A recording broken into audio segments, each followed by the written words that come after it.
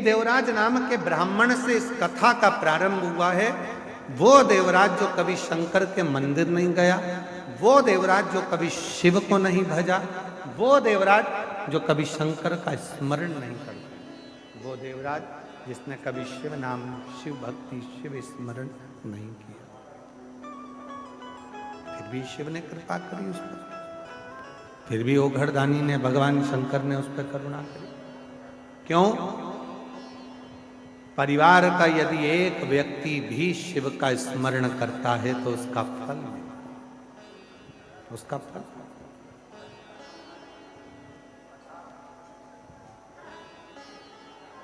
आप लोगों को मालूम है कि नहीं मालूम, हमको नहीं पता। हमारे मध्य प्रदेश में एक नियम था, पुराने समय में जब कोई तीर्थ कर कर आता था, तो तीर्थ कर कर जब वो आता था तो उसके चेहरे का दर्शन करने के लिए हमारा पूरा मोहल्ला, पूरा गांव एकत्रित होता था। क्यों?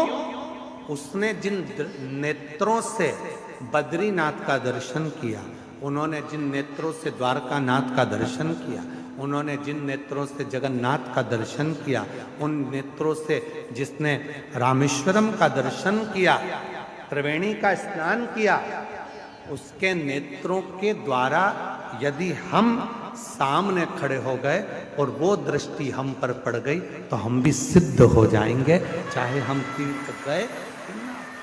इतना फल है तीर्थ जाने वाले के आकर दर्शन करने का, इतना फल प्राप्त हो, इतना फल।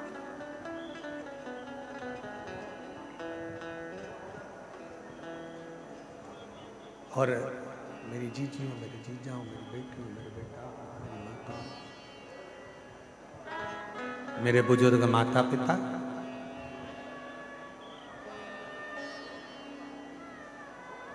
आपको लगता है कि कथा सुनने का पुण्य केवल आपको मिलता है, पर ईमानदारी से बोले ना, आपको कथा सुनने का जितना पुण्य मिलता है उतना पुण्य हमको भी मिलता है आपका दर्शन कर कर, आपका दर्शन कर कर। आपके भी खाना पकाना या बर्तन धोना, दोनों क्यों नहीं? स्कॉच ब्राइट स्क्रब स्पॉन्ज में है 3M स्टेन कटर टेक्नोलॉजी। आप गादी देखते हो ना, चादर देखते हो ना, ठंड देखते हो ना, गर्मी देखते हो ना, बारिश देखते हो, बस उसके भरोसे आश्रित होकर कथा सुनने के लिए चल देते हो, बैठ जाते हो। भोजन मिला तो ठीक, ना मिला तो ठीक, आया तो ठीक, ना आया तो ठीक, नहीं तो कथा तो सुन।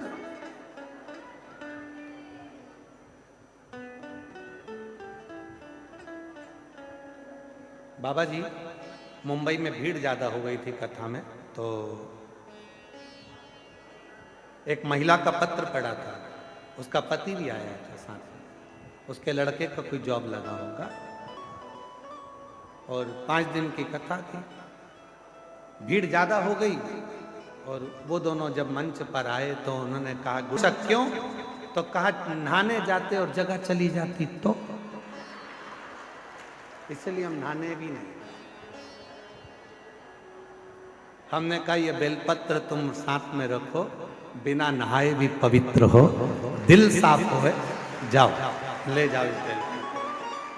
जगह संभालना है, हमें कथा श्रवण करना है। कथा कल हमारे बाबा जी कर रहे थे, रमणी कुटी वाले महाराज जी कल बाबा जी कर रहे थे, 3 दिन पहले से श्री शिवाय नमस्तुभ्यम चालू हो गया है। 3 दिन पहले से लोग यहाँ वहाँ जगह वगैरह संभालने के लिए चालू हो गए और लोगों ने अपना अपना स्थान संभालना प्रारंभ कर दिया था कि कथा होगी, मिलेगी। ये आपकी सरलता, आपकी साधना। सर आ जाओ, सरल।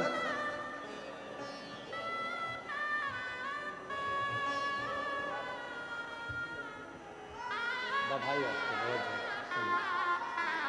बधाई। एक आपकी बेटी को दो, ठीक है, इसको पहुंचा दो,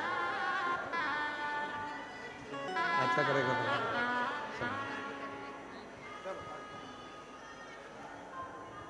जो दिल से मांगोगे वो दिल से दे देगा, जो दिल से मांगो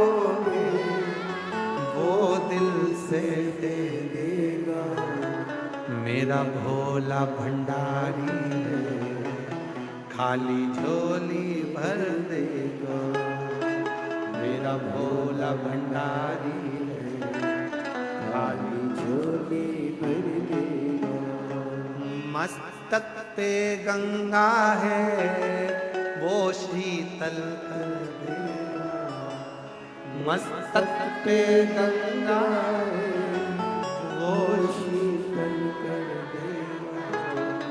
मेरा भोला भंडारी है, खाली झोली भर देगा। मेरा भोला भंडारी है, खाली झोली भर देगा। दिल से उससे कहो, सारी समस्या का हल एक लोटा जल सब समस्या का निवारण कर दे।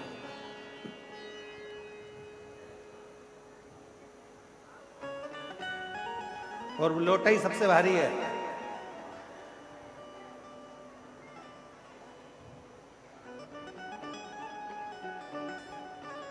सबसे भारी।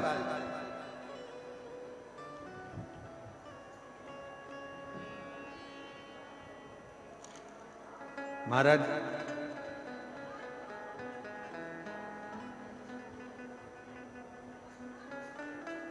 शिव नाम में तो वो बल है। जब आप एक बार दिल से पुकारते हो तो बाबा आपके भंडार भरना, आपके दुख मिटाना प्रारंभ कर देता है।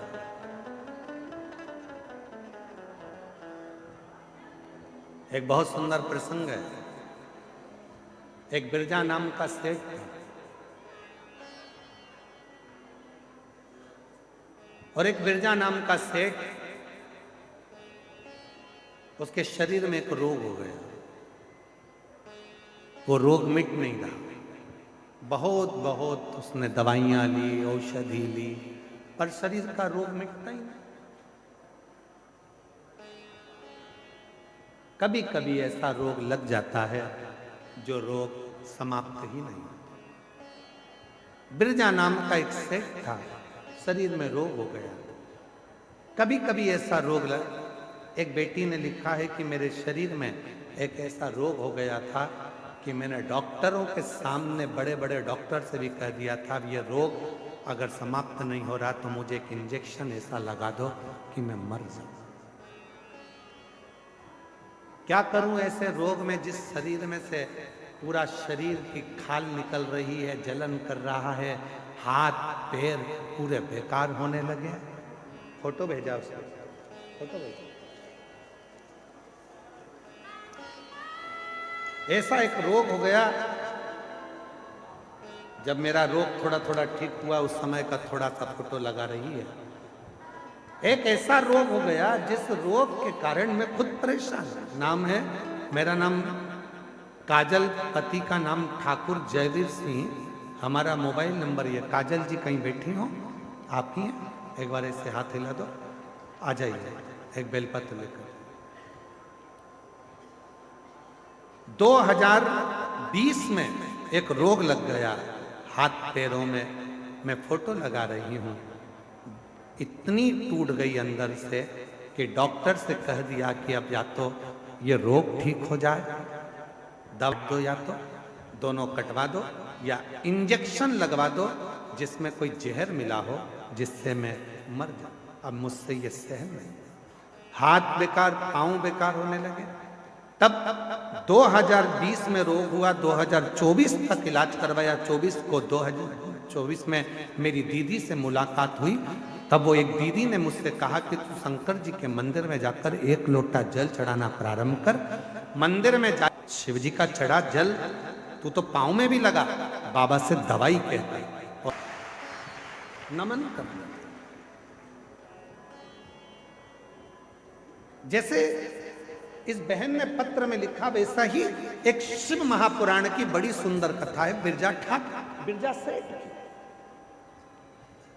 एक बिरजा नाम का सेठ था, बहुत पैसा था, बहुत धन था, वैभव था, सत्ता थी, कुर्सी थी, पद था, प्रतिष्ठा थी, सब में कहना मानते थे, सब कुछ था। पर उस बिरजा के शरीर में एक रोग हो गया। वो रोग मिट नहीं रहा। रोग समाप्त नहीं। बहुत प्रयास किया, रोग नहीं, दवाइयां औषधि सब।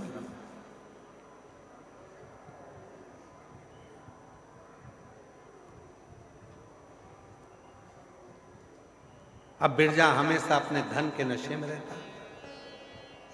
उसको इतनी समझ नहीं आती थी कि मसान, मुकाम और भगवान, ये तीन हर व्यक्ति का एक ही होता है। मकान अलग हो सकते हैं, बंगले अलग हो सकते हैं, कोई झोपड़े में रह सकता है, कोई महल में रह सकता है, पर आखिरी का मुकाम जाना एक ही जगह पर है। तो वो मुकाम भी एक है, मसान भी एक है, और वो भगवान भी एक है। उसमें कोई झगड़ा, वो एक।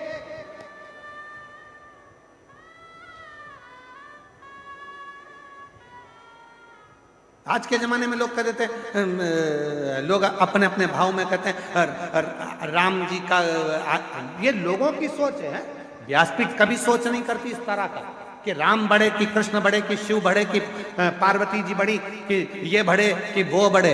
शिव महापुराण तो कहती है तुम्हारे दिल में जो बैठ गया, राम हो, कृष्ण हो, शिव हो, गणेश हो, जो तुम्हारे हृदय में है बस उसको भजो।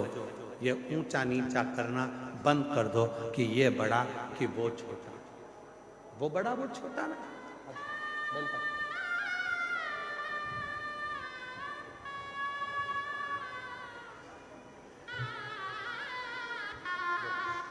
रोते नहीं बेटा, अच्छे हो गए ना, खुश हो, आंसू पोछो पहले, अच्छे खुश होकर जाओ। अब हाथ पे बाबा ने अच्छे कर दिया, दिखा दो एक बार ऐसा, जोरदार ताली बजाओ। रोते नहीं, खुश हो, बाबा कृपा। रोते नहीं है, आंसू पोछो, आप भी आंसू पोछो, है बेटा आंसू। अच्छा रोते नहीं, अब तो अच्छी कर दी उसका, बिल्कुल चुप हो गया।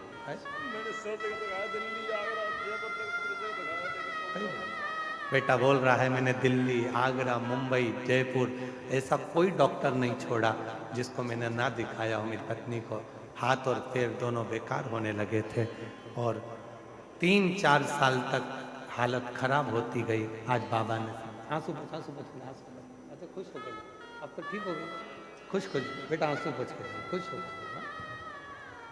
मेरा तू ही तो हमदर्द जिसे हर दर्द कहता, मेरा तू ही तो हमदर्द जिसे हर दर्द कहता। बिरजा सेठ शरीर में लग गया रोग, धन था, वैभव था, सत्ता थी, सब कुछ था, पर शरीर का रोग नहीं छूटा। व्यक्ति समझता नहीं है, वो सोचता मकान, दुकान, बंगला, जमीन, जायदाद, गाड़ी, महल यही मुकाम है। नहीं, जन्म लेने वाले व्यक्ति की 3 चीजें एक जैसी होती है। पहले नंबर पर मकान अलग हो सकते हैं पर मसान एक ही होगा। इंसान अलग हो सकते हैं पर भगवान एक ही होगा। मंजिलें अलग हो सकती है पर मुकाम एक ही होगा।